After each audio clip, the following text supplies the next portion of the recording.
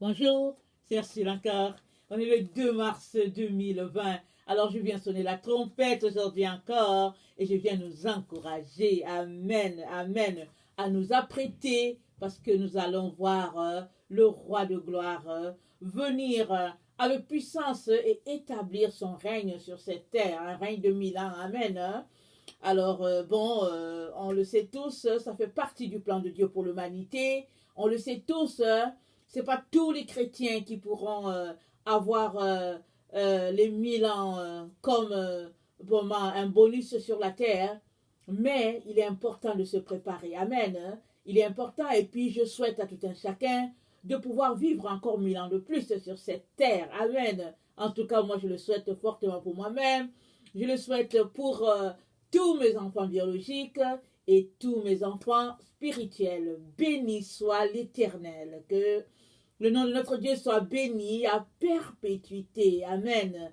Alors nous l'aimons, nous le bénissons, notre Dieu, et nous acclamons notre Seigneur. Celui-là qui a versé son sang sur le bois du calvaire pour nous, et il a racheté des hommes de plusieurs peuples, plusieurs nations à Dieu le Père, et nous faisons partie de ceux-là qui ont été rachetés. Il est donc important que nous puissions nous comporter comme cela se doit, les enfants du Père, les enfants dignes de leur Père céleste, en laissant le monde avec ses valeurs et en embrassant la vie de l'Esprit. Que son nom soit béni. Alors, je viens continuer la série sur la résurrection des deux témoins qui ouvrent la porte sur le millénium. Et puis, on se rappelle que le millénium, c'est un sabbat de 1000 ans. Alors, Dieu a créé le monde, au fait, en 6 jours. Il s'est reposé le 7e. Et je le répète, et je le répète, et je le répète, le sabbat, c'est pas dimanche. C'est pas lundi non plus. C'est pas un jour de la semaine. Le sabbat, c'est samedi. Alors, si les Juifs, ou bien ceux-là qui vivent en Israël, sont capables d'observer le sabbat, alors nous aussi, on peut l'observer. Amen. Alors, il est inutile de chercher une excuse et quelqu'un pour dire, tu sais, je travaille ce jour-là, tu sais ceci, tu sais cela. On a des excuses à tout bout de champ. On peut trouver toutes sortes d'excuses pour justifier notre comportement. Amen. Mais le sabbat, c'est le jour du repos de l'Éternel. C'est le jour où Dieu s'est reposé et il a célébré. Il a béni ce jour-là. Amen. Et si tu aimes Dieu ton Père, tu dois comprendre que autant tu fais les efforts pour respecter les autres commandements, autant tu dois faire les efforts pour respecter le sabbat. Amen. Alors, c'est sûr et certain qu'il y aura des gens qui seront contraires à ce qui sort de ma bouche. Mais on ne va pas s'arrêter là. La vérité est que dans les 10 commandements, Dieu a dit honore le jour du sabbat. Il n'a jamais dit que c'est à toi de te trouver un sabbat mercredi ou bien jeudi ou bien dimanche ou bien lundi. Amen. Alors, se trouver un sabbat, c'est entrer dans la subtilité de Satan qui a dit à Ève, oh, est-ce que Dieu a dit vraiment? Dieu a-t-il vraiment dit? Alors, se trouver une autre date pour le sabbat, c'est pratiquer exactement cette mentalité-là. Alors, il est important que nous puissions rester fermes, droits dans ce que le Dieu le Père a dit, et afin d'honorer notre Père. De toutes les manières, si tu aimes ton Père, si tu es reconnaissant pour ce qu'il a fait pour toi, alors tout ce que tu as dans le cœur, c'est de l'honorer, c'est de l'élever, c'est de lui rendre gloire, parce que il t'a regardé dans ta bassesse et il t'a élevé en faisant de toi le Fils de Dieu. Amen. C'est comme ça qu'il faut voir les choses. Et si on voit les choses comme ça, Dieu va nous aider à passer à travers. Amen. Que son nom soit béni. Alors, je vais lire exactement ce qui est concernant le sabbat. Je l'ai déjà lu. Et puis, je le lis quand même pour nous rafraîchir la mémoire. Et on va continuer sur le thème qu'on a commencé il y a déjà quelques jours. Amen. Car ainsi parle l'Éternel, Ésaïe 56, le verset 4. Aux eunuques qui garderont mes sabbats, qui choisiront ce qui m'est agréable et qui persévéreront dans mon alliance, je donnerai dans ma maison et dans mes murs une place et un nom préférable à des fils et à des filles. Amen. Je leur donnerai un nom éternel qui ne périra pas. Alléluia. Je souhaite que le nom que Dieu te donne ne puisse pas périr. Amen. Parce qu'il y a plusieurs dont le nom périra. Je souhaite que ton nom ne puisse point périr. Reçois cette parole dans le puissant nom de Jésus. Amen. Et les étrangers qui s'attacheront à l'Éternel pour les servir, pour aimer le nom de l'Éternel, pour être ses serviteurs, tous ceux qui garderont le sabbat pour ne point le profaner, que le Seigneur nous donne de ne pas profaner le sabbat. Profaner, ça veut dire quoi? C'est le mépriser, c'est le négliger, c'est piétiner ce que Dieu a déclaré saint. Comme un peu, il y a des gens qui se lèvent, qui disent, ben tu sais quoi, Marie c'est une femme comme toutes les autres, et puis bon, connais-nous la paix. Je suis désolée de te dire, Marie n'est pas une femme comme les autres. C'est la mère du Seigneur. C'est la mère du sauveur du monde entier. Si tu n'es pas capable de respecter cette femme-là, alors je me demande bien comment tu as respecté Jésus. Jésus est sorti d'elle. Alors tu n'as qu'à monter, descendre, crier, faire tout ce que tu veux. Tu dois respect à cette femme-là, même dans ton langage. Et il y a plusieurs personnes qui méprisent tellement cette femme. Et ils disent qu'ils aiment le Seigneur. Comment peux-tu mépriser la mère et aimer le fils? Ou bien aimer la fille? Ce n'est pas possible. Alors repense encore à ton comportement envers cette femme-là. Et puis humilie-toi devant la sainteté de son trône. Amen. Devant la sainteté de Dieu, hein, bien sûr. Parce que si elle est une créature divine, elle a été choisie par Dieu lui-même pour porter le sauveur du monde. Je ne te demande pas de l'adorer. Je ne te demande pas de la vénérer. Mais je dis que ton langage soit un langage de respect envers cette femme-là. Parce qu'il est très important que tu fasses attention à ce qui sort de ta bouche. Parce que par ta bouche, tu seras condamné et par ta bouche, tu seras justifié. Très, très important. Alors, pour revenir à ce que je disais, alors, Dieu dit, je donnerai dans ma maison et dans mes murs une place et un nom préférable à des fils et à des filles. Je leur donnerai un nom éternel qui ne périra pas. Et les étrangers qui s'attacheront à l'Éternel pour le servir, pour aimer le nom de l'Éternel, pour être ses serviteurs, tous ceux qui garderont le sabbat pour ne point le profaner, et qui persévéreront dans mon alliance, je les ramènerai sur ma montagne sainte. Alléluia. Et je les réjouirai dans ma maison de prière. Leur holocauste et leurs sacrifices seront agréés sur mon autel. Car ma maison sera appelée une maison de prière pour tous les peuples. Amen. Le Seigneur l'Éternel parle, lui qui rassemble les exilés d'Israël. Je réunirai d'autres peuples à lui, aux siens déjà rassemblés. Très important d'honorer le sabbat. Honorons le sabbat. Alors, si tu honores le sabbat aujourd'hui, si tu respectes le samedi, si tu vénères Dieu ce jour-là, il te donnera de vivre le sabbat de la création, c'est-à-dire le millénium. Alors le millénium, c'est le sabbat de la création de tout l'univers. Dieu s'est reposé. Il a créé Adam et Ève, et puis ça nous dit comment il a créé le premier jour, il a dit que la lumière soit, et il a séparé la lumière d'avec les ténèbres, etc., etc. Au sixième jour, il a créé Adam et Ève. Et après, il se reposait de toutes ses œuvres, et il a dit qu'il est bon. Et Dieu donne encore un sabbat à toute la terre. Dans les autres vidéos, on a essayé de voir comment c'était tellement important, sa création, que Dieu a demandé à Israël de respecter la terre, de donner une année de jachère à la terre, de respecter les animaux, de permettre à la septième année, que le cultivateur ne puisse pas s'aimer ni planter, mais laisser la terre en jachère. Et Dieu a dit, les pauvres vont venir, il a dit, les animaux vont venir, les bêtes sauvages vont venir, il a dit que la terre va pouvoir se reposer. Alors on voit bien que Dieu, c'est le Dieu de la création. Il prend soin du plus petit détail des choses qu'il a créées lui-même. Ah, c'est très très important. Tu ne peux pas te réclamer enfant de Dieu et mépriser ce que Dieu considère. Amen. C'est très important que tu puisses respecter. Et la nature, elle est en harmonie. Amen. On vit en harmonie. On est un. Amen. Avec les arbres, avec les animaux, avec tout ce que Dieu a créé, ça fait un. Amen. On ne vient pas dire, bon, Ursule, elle est rendue, je sais pas, bouddhiste ou bien quoi. Mais la vérité est que tout ce que Dieu a créé, en tout cas, ils se réunissent en un, une unité. Et si tu vis en harmonie dans tout cela, ton esprit sera tranquille, ton âme sera tranquille, et tu vas juste refléter au fait de la lumière divine. Ça, c'est très important.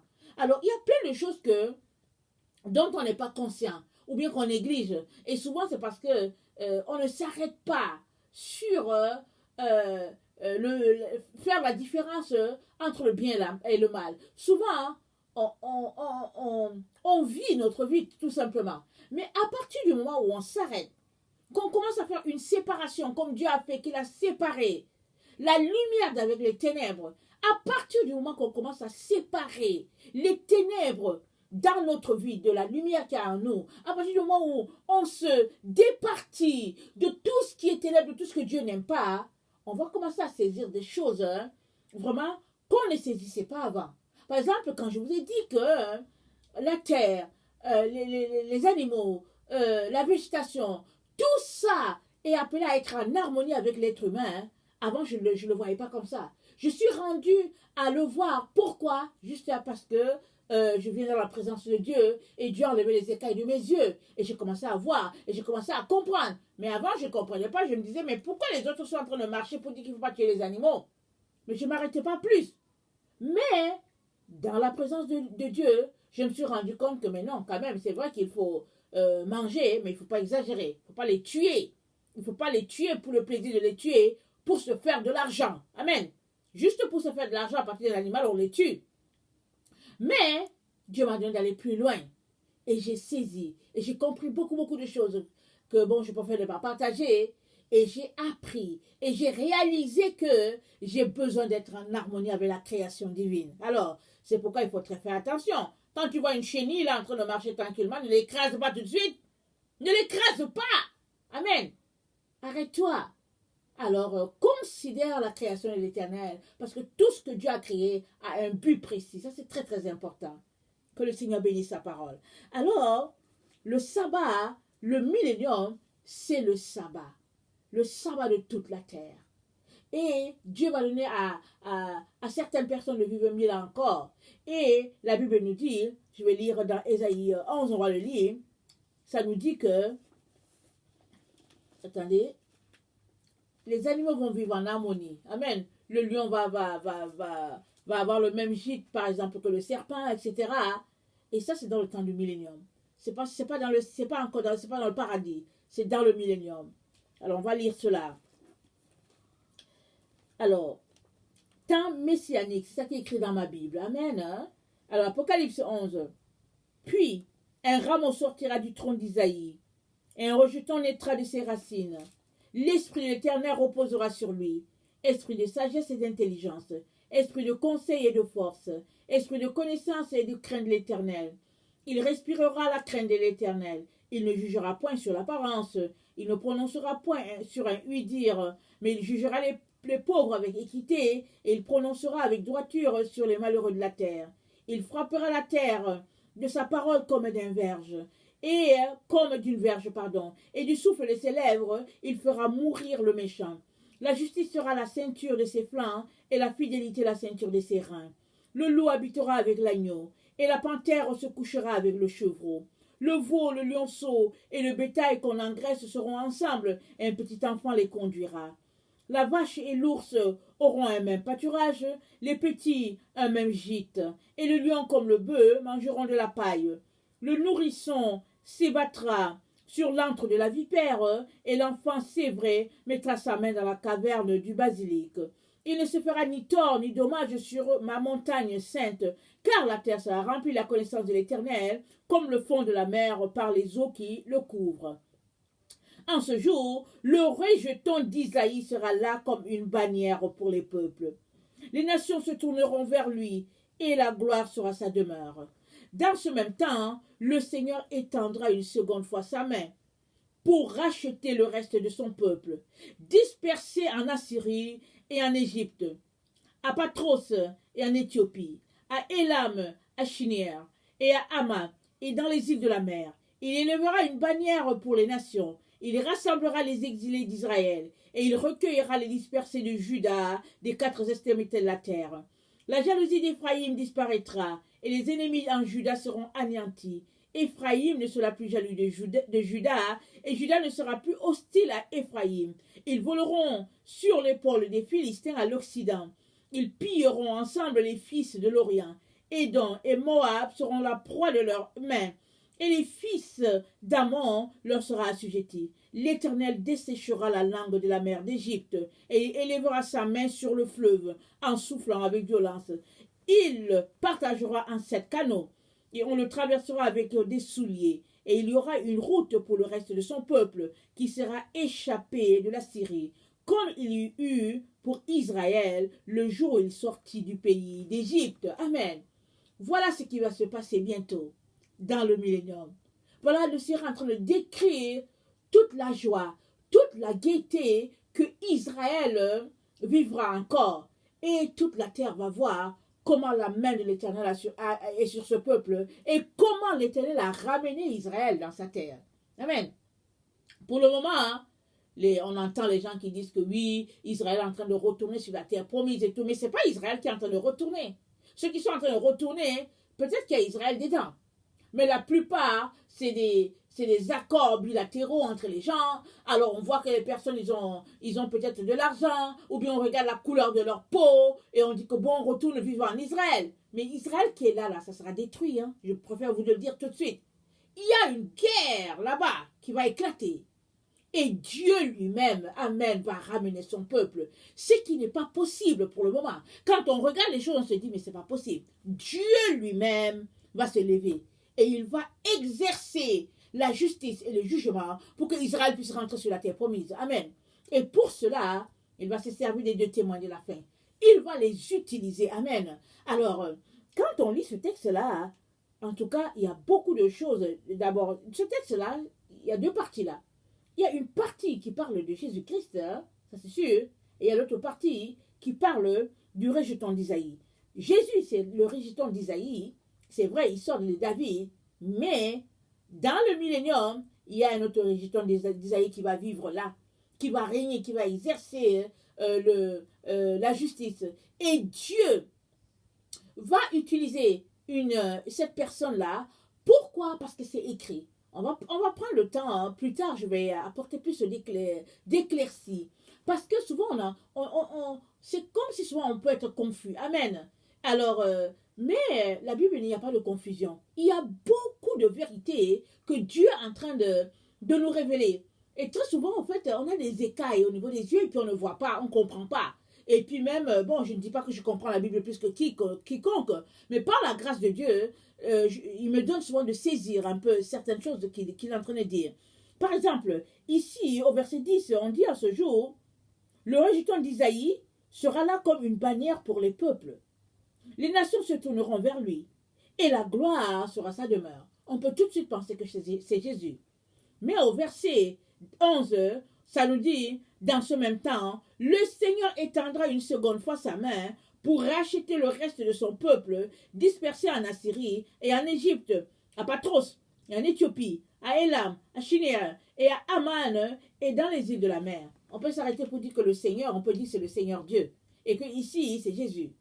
Mais il y a des textes dans Jérémie, dans Ésaïe qui nous montrent que, parce que c'est écrit que, attendez, on va regarder, je pense que c'est dans, allons-y dans Jérémie 33, si j'ai bonne mémoire.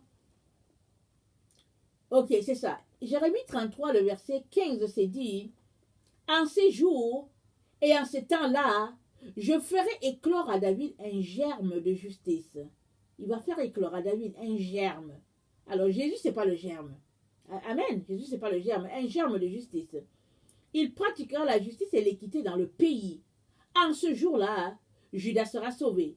Jérusalem aura la sécurité dans sa demeure. Et voici comment on l'appellera l'Éternel notre justice. Car ainsi parle l'Éternel, David ne manquera jamais d'un successeur assis sur le trône de la maison d'Israël. Amen. On va s'arrêter là. Alors très souvent, vous savez que la Bible est traduite soit de l'hébreu, soit de l'araméen. De l'araméen. Alors, c'est bon toujours d'aller trouver les autres traductions. Alors quand on lit les autres traductions, on comprend que ici, on parle de notre rejeton. Amen. On parle de quelqu'un d'autre qui va venir de la famille de David encore.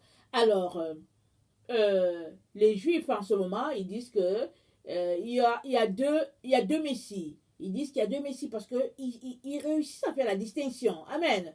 Mais c'est pourquoi la Bible nous dit dans Romains 1 que les enfants, les fils de Dieu seront révélés. La Bible nous dit, la terre attend la révélation des fils de Dieu.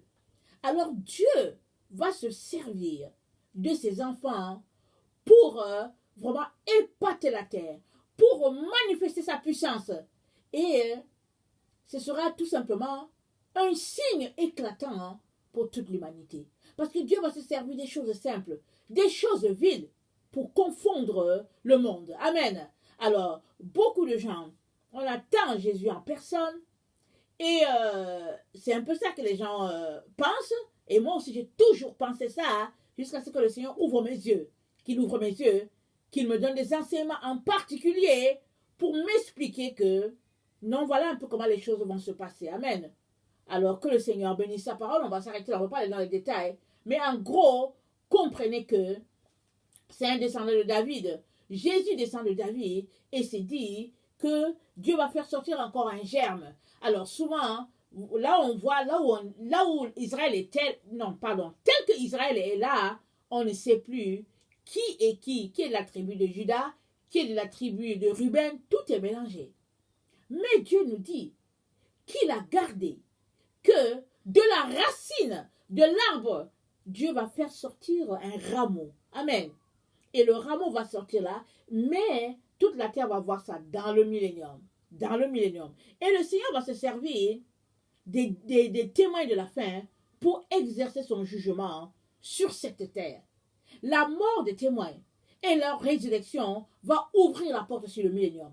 Évidemment, avant que le millénium puisse être établi, avant que la terre puisse avoir une paix de 1000 ans, quand les enfants de Dieu, quand le petit groupe sera enlevé, il y aura carnage pendant 7 ans.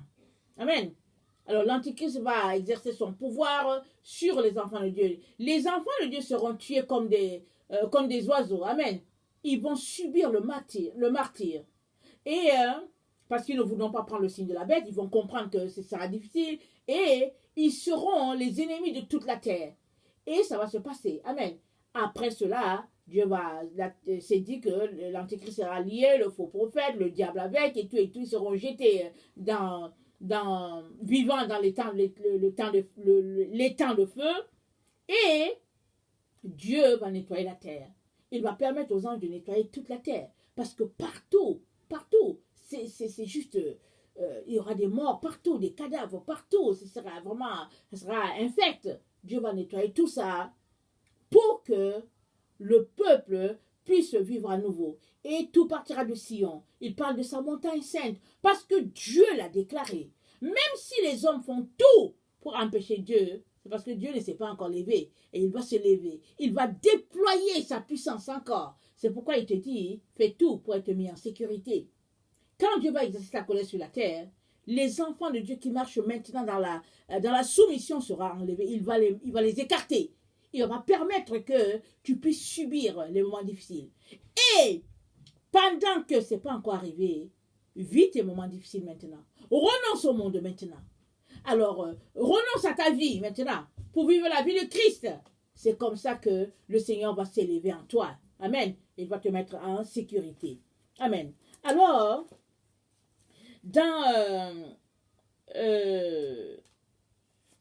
dans Lévitique 25, le verset 23.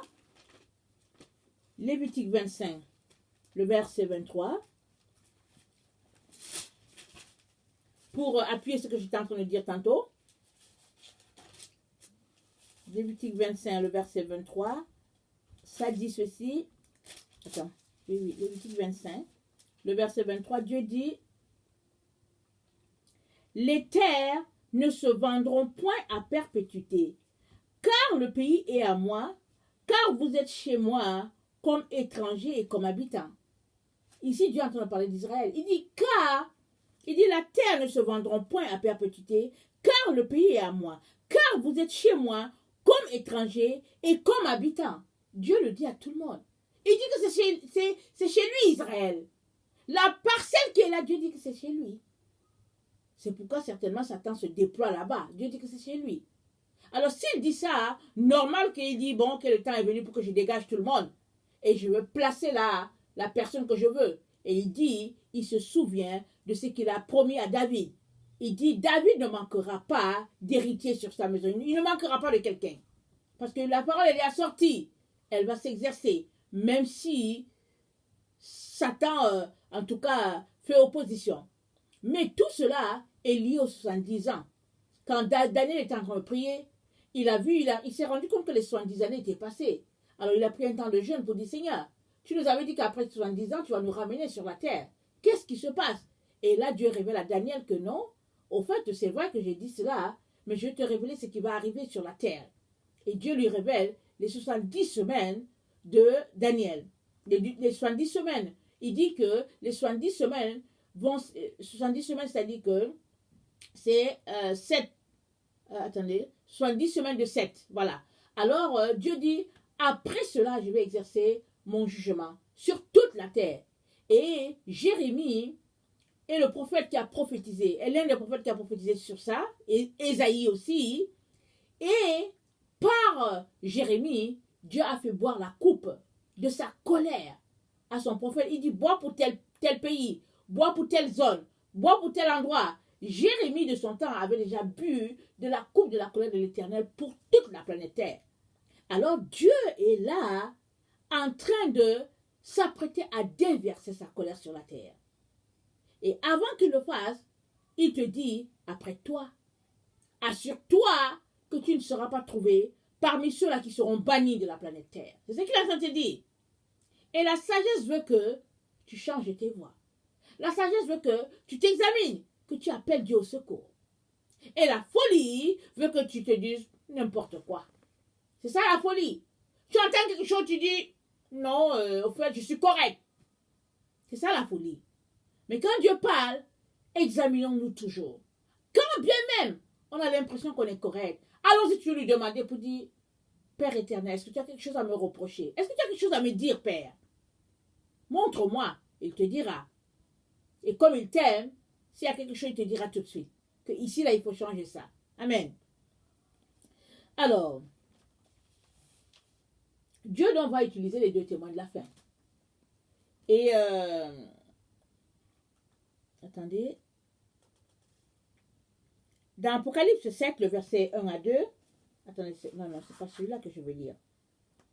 Je pense que c'est Apocalypse, excusez-moi, je sais que je n'ai pas noté mon passage, mais c'est Apocalypse 10, si j'ai bonne mémoire. Dans Apocalypse 10, alors, c'est écrit avant le son de la 7e trompette, un livre apporté du ciel par un ange, les deux témoins. Alors, on commence à parler des deux témoins à partir d'Apocalypse 10. Et, est-ce que j'ai assez de temps? Alors, ça dit, je vis un autre ange puissant qui descendait du ciel, Apocalypse 10, verset 1. Enveloppé d'une nuée au-dessus de sa tête, était l'arc-en-ciel, et son visage était comme le soleil, et ses pieds comme les colonnes de feu.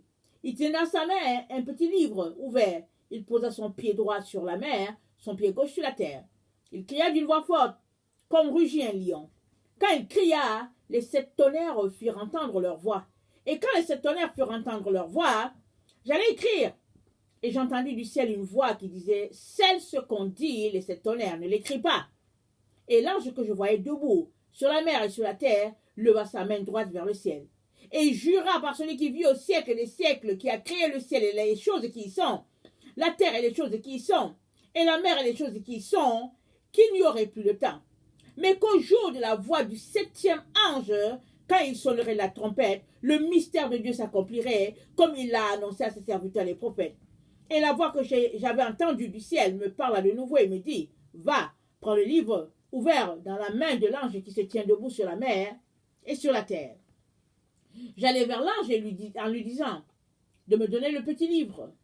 Il me dit, prends-le et avale-le. Il sera amer à tes entrailles, mais dans ta bouche, il sera doux comme le miel.